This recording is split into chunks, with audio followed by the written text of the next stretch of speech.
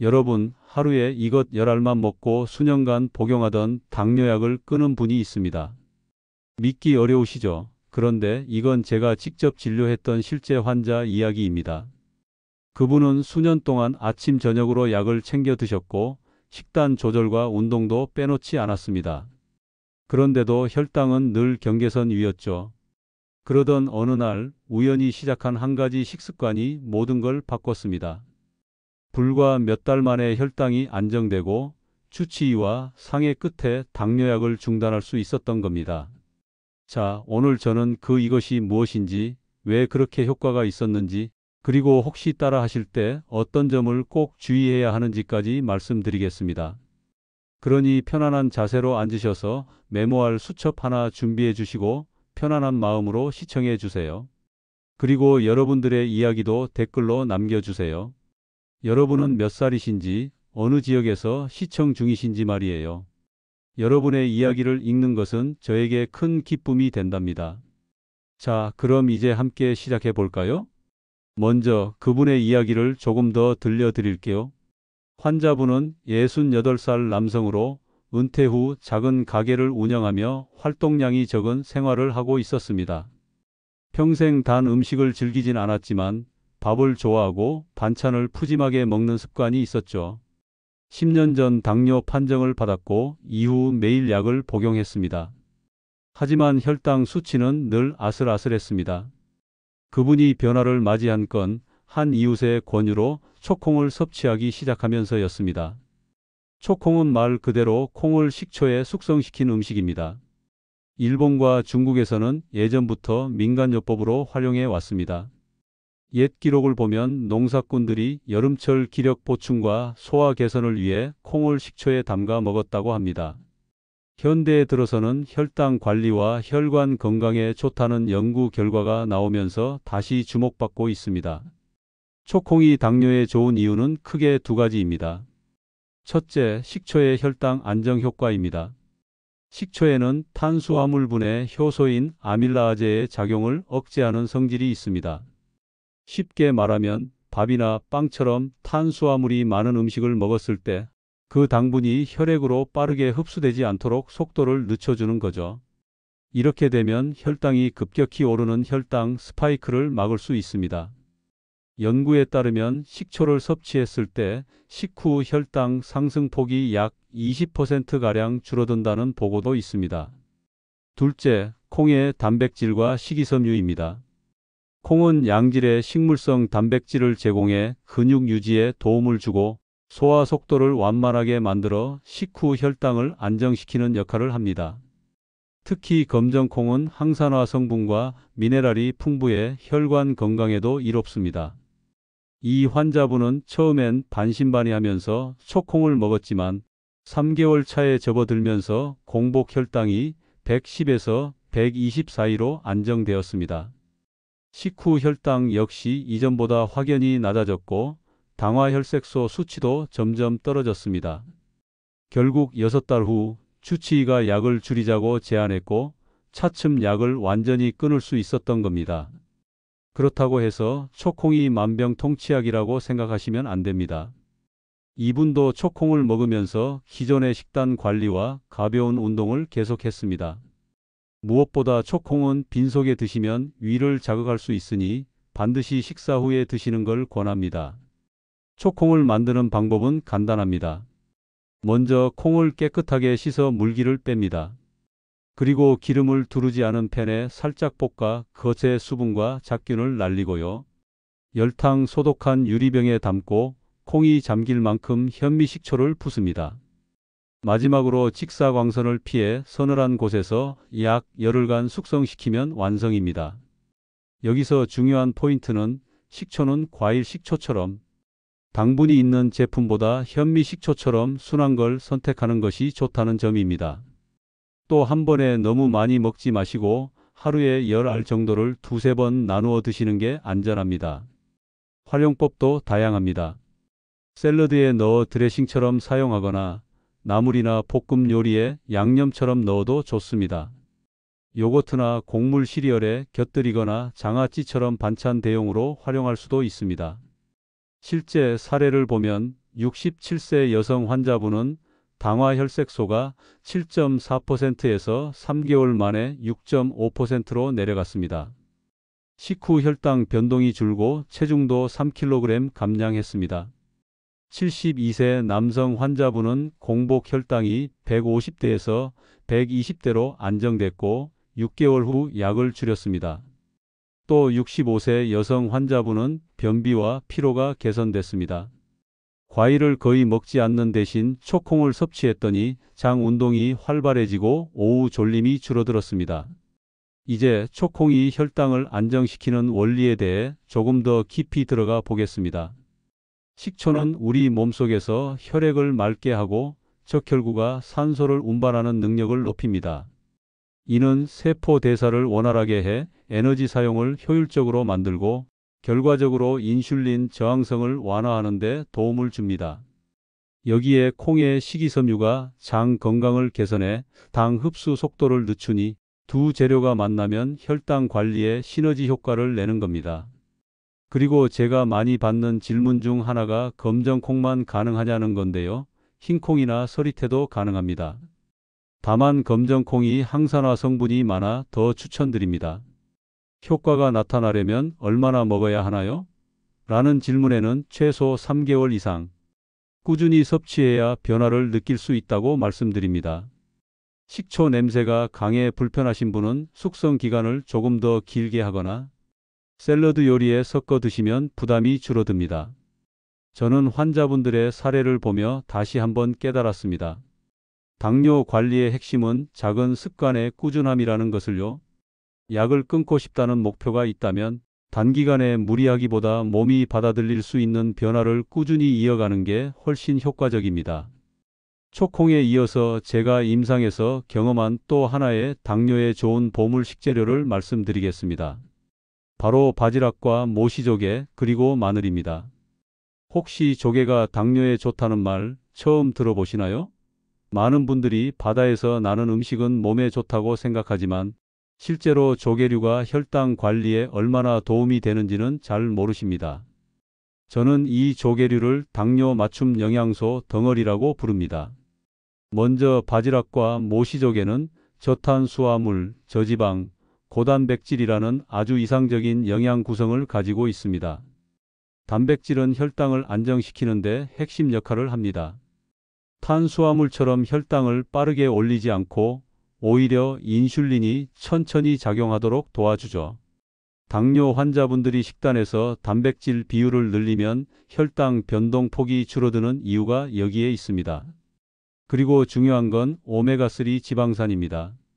조개류는 생선만큼은 아니지만 상당한 양의 오메가3를 함유하고 있습니다. 오메가3는 혈액 속 염증을 줄이고 혈관을 깨끗하게 만들어줍니다.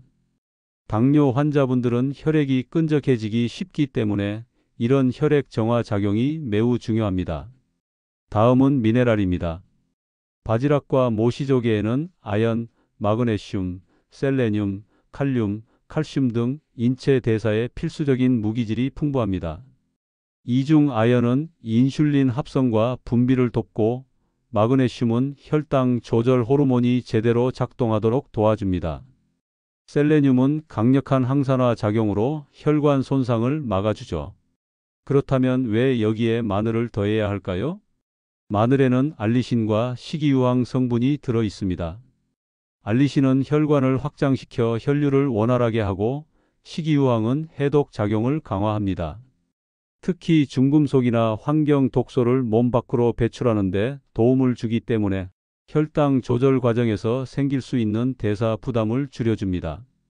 저는 이 조합을 모시조개 마늘탕 형태로 추천드립니다. 끓는 물에 손질한 모시조개나 바지락을 넣고 마늘을 넉넉히 썰어 넣습니다. 국물이 우러나면 간은 최소화해 드세요. 소금은 혈압이 높은 분들에게 부담이 될 수 있으니 기호에 맞게 조절하시고요. 이 국물에는 조개에서 나온 아미노산과 마늘의 유효 성분이 고스란히 녹아 있습니다. 섭취 시 주의할 점도 있습니다. 첫째, 반드시 신선한 재료를 사용하세요. 오래된 조개는 식중독 위험이 있습니다. 둘째, 알레르기 반응이 있는 분들은 피해야 합니다. 셋째, 조개를 너무 오래 끓이면 질겨지고 영양 손실이 발생하니 입이 벌어지는 순간 불을 꺼주는 것이 좋습니다. 실제 사례 하나를 말씀드리겠습니다. 7순위 막 지난 여성 환자분이 계셨습니다. 혈당 조절이 잘 안 돼서 매번 당화 혈색소가 7%를 넘겼습니다. 식단 조절에도 한계가 있었죠. 그런데 평소 조개류를 좋아하신다기에 일주일에 2번 모시조개 마늘탕을 드시도록 권했습니다. 석 달 뒤 공복 혈당이 이전보다 평균 15에서 20 정도 낮아졌고 당화 혈색소도 0.5%가량 떨어졌습니다.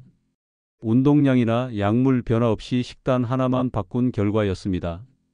여러분, 당뇨 관리에서 중요한 건 절대 복잡한 게 아닙니다. 몸이 필요로 하는 영양소를 제대로 공급하는 것, 그리고 그걸 꾸준히 지키는 겁니다. 초콩과 바다의 보물, 그리고 마늘의 조합은 혈당 조절뿐 아니라 전반적인 건강 회복에도 큰 도움을 줄 수 있습니다. 자, 그리고 당뇨에서 빼놓을 수 없는 이야기가 과일 이야기죠. 당뇨 환자는 과일을 절대 먹으면 안 된다고 생각하시는 분들이 많습니다. 그런데 과연 그 말이 100% 맞을까요? 결론부터 말씀드리면 그렇지 않습니다. 과일을 무조건 피하는 건 오히려 영양 불균형을 만들 수 있습니다. 다만 무엇을 얼마나 어떻게 먹느냐가 중요할 뿐입니다. 과일 속 당은 크게 포도당과 과당으로 나눌 수 있습니다. 포도당은 우리 몸에서 에너지원으로 바로 사용되지만 인슐린의 도움이 필요합니다.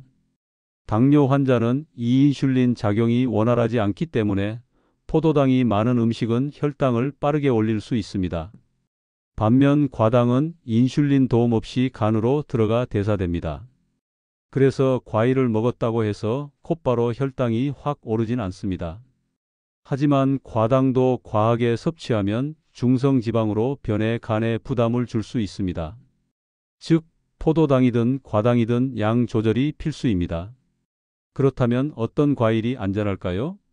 여기서 중요한 기준이 GI 지수입니다. GI 지수는 음식이 혈당을 얼마나 빨리 올리는지를 숫자로 표시한 것입니다. GI 지수가 낮을수록 혈당 상승 속도가 느리고 당뇨 관리에 유리합니다. 대표적인 저GI 과일로는 블루베리, 딸기, 라즈베리 같은 베리류가 있습니다. 이 과일들은 항산화 성분이 풍부하고 식이섬유가 많아 혈당 상승을 억제합니다. 또 하나 추천드리는 과일은 사과입니다. 사과 껍질에는 팩틴이라는 수용성 식이섬유가 들어있어 당 흡수를 천천히 하도록 도와줍니다. 여기서 주의할 점은 껍질째 먹을 때 반드시 깨끗하게 세척해야 한다는 겁니다. 농약이나 이물질이 남아있을 수 있으니 흐르는 물에 충분히 씻거나 베이킹소다를 풀어 담갔다가 헹궈주시면 좋습니다. 과일을 먹을 때는 식후 간식으로 소량 드시는 게 좋습니다. 공복에 먹으면 과일 속 당이 더 빨리 흡수돼 혈당이 급격히 오를 수 있습니다. 그리고 한 번에 많이 먹기보다 소량씩 나누어 드시는 게 안전합니다. 예를 들어 사과는 하루 반 개, 베리류는 한 줌 정도가 적당합니다. 실제 사례를 말씀드릴까? 65살 여성 환자분이 계셨는데 당뇨 판정을 받은 뒤 과일을 완전히 끊고 살았습니다. 그런데 점점 피부가 푸석해지고 변비까지 생기더군요. 상담 끝에 저지아이 과일을 소량 섭취하도록 권했고 2달 후 피부 탄력과 장 건강이 좋아졌습니다. 혈당 변화도 거의 없었습니다. 오히려 영양 균형이 맞으니 피로감이 줄었다고 하셨습니다. 여러분, 당뇨 관리에서 중요한 건 균형입니다. 너무 제한하면 영양 결핍이 오고 너무 풀어주면 혈당이 오릅니다. 그 사이에 적절한 지점을 찾아서 몸이 필요로 하는 영양소를 골고루 공급해 주는 것이 현명한 관리법입니다. 지금까지는 초콩, 바지락 모시조 게마늘, 그리고 저지아이, 과일처럼 당뇨 관리에 도움을 주는 무엇을 먹을 것인가에 대해 이야기했습니다. 그런데 아무리 좋은 음식을 먹어도 생활 습관이 뒷받침되지 않으면 효과는 제한적입니다. 그 중에서도 저는 당뇨 관리의 두 기둥으로 소식과 운동을 꼽습니다. 먼저 소식입니다. 우리가 먹은 음식은 위에서 소화되고 소장에서 흡수되어 혈액 속으로 들어갑니다. 그런데 필요한 양 이상으로 먹으면 남는 에너지가 지방으로 저장되고 혈당이 올라갑니다. 심지어 설탕이나 아이스크림 같은 고당도 음식이라도 조금 먹으면 혈당에 미치는 영향이 제한적입니다. 반대로 아무리 몸에 좋은 음식이라도 많이 먹으면 결국 혈당이 오릅니다. 특히 당뇨 환자분들은 인슐린 작용이 원활하지 않기 때문에 먹은 만큼 혈당이 올라가고 오래 내려오지 않습니다. 그래서 적게 먹는 습관은 혈당 안정의 가장 기본이자 강력한 방법입니다. 저는 진료실에서 당뇨는 우리에게 소식을 가르치러 온 친구라고 말씀드립니다. 그 말을 들으신 환자분들이 처음엔 웃지만 결국 그 의미를 이해하시죠. 다음은 운동입니다.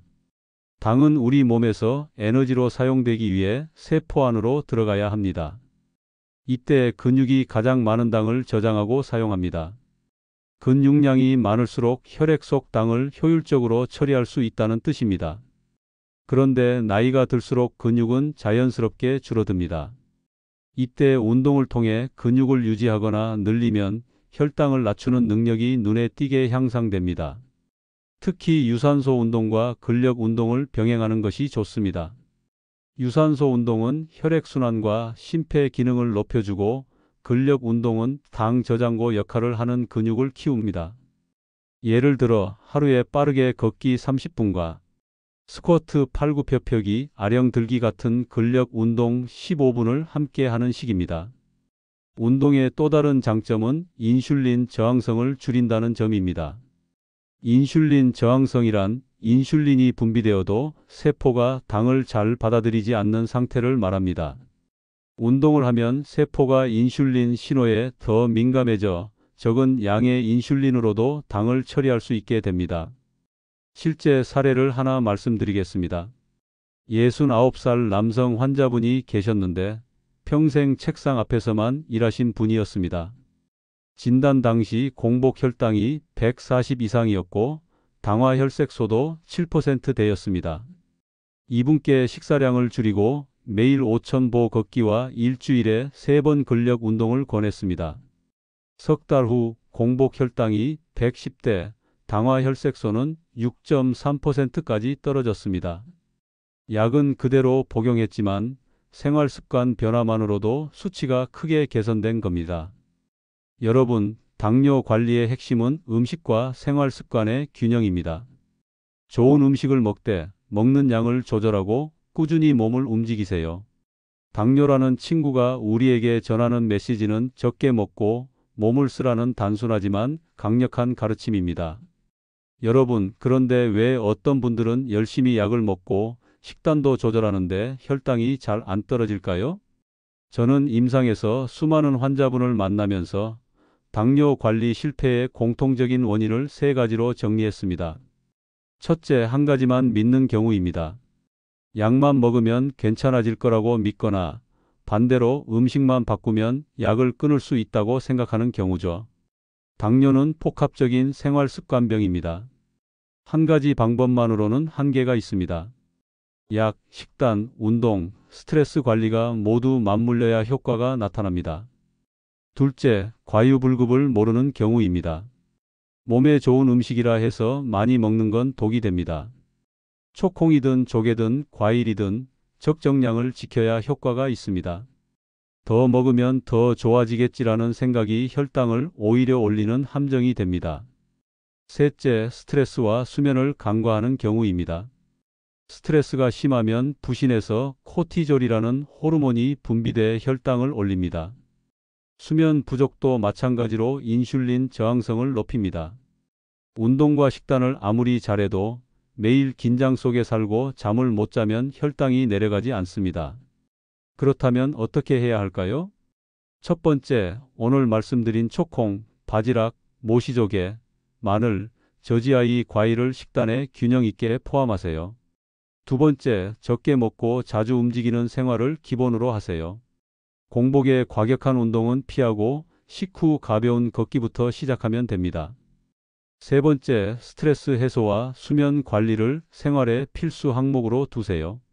명상, 호흡 운동, 규칙적인 취침, 기상 시간을 지키는 것이 약 못지않게 중요합니다. 오늘까지 5편에 걸쳐 드린 말씀을 정리해 드리겠습니다. 당뇨 관리의 핵심은 음식, 운동, 생활 습관의 균형입니다. 첫째, 음식은 초콩과 해산물, 저지아이 과일로 혈당 스파이크를 줄인다. 둘째, 운동으로 근육량을 유지하고 혈당 처리 능력을 높인다. 셋째, 생활 습관은 소식과 스트레스 관리, 충분한 수면이 기본이다. 여러분, 당뇨는 평생 따라다니는 무거운 짐이 아닙니다. 제대로 알고 꾸준히 실천하면 건강하게 컨트롤할 수 있는 친구입니다. 중요한 건 내 몸의 주도권을 내가 쥐는 것입니다. 혹시 오늘 방송을 들으시면서 나도 할 수 있을까? 라는 생각이 드셨다면 저는 자신 있게 말씀드립니다. 할 수 있습니다. 작은 변화부터 시작하세요. 하루에 초콩 10알, 일주일에 2번 조개탕, 그리고 식후 15분 걷기. 이 작은 습관들이 모여 혈당을 안정시키고 약을 줄이며 결국 건강을 되찾게 해줄 겁니다. 오늘 영상이 도움이 되셨다면 구독과 좋아요 꼭 부탁드리고요. 멤버십 회원 가입으로 함께 해주시면 더욱 감사하겠습니다. 그리고 댓글로 여러분들의 이야기를 마음껏 들려주세요. 댓글창은 여러분의 공간입니다.